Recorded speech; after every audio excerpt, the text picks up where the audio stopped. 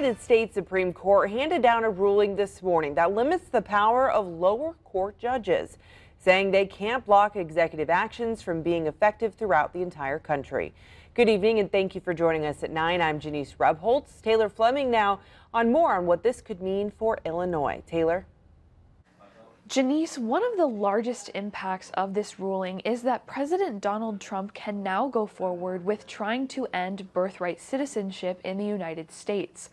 A previously issued executive order could go into effect in as soon as 30 days.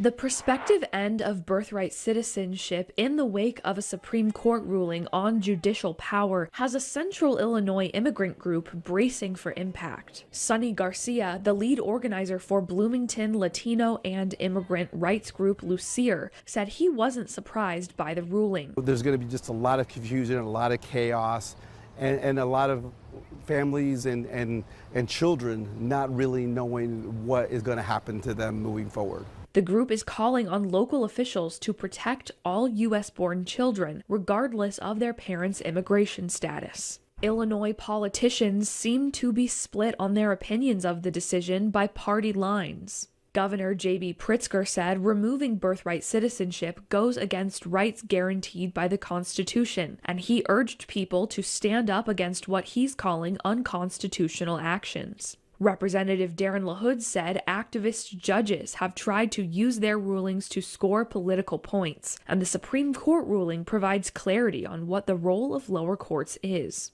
White House counsel said the decision restores the proper separation of powers, calling the ruling a victory. An article from President Donald Trump's press team shows his intention to move forward with efforts to end birthright citizenship. Lucier plans to work with other groups to get the immigrant community informed and prepared. Yeah, we're in partnership with the Immigration Project and several immigrant rights organizations from around the state and the country, and we're doing a lot of Know Your Rights trainings, making sure that our community is aware.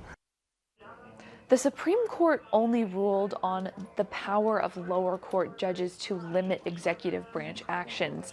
They did not rule on efforts to end birthright citizenship. That means there may be more legal battles ahead. Janice?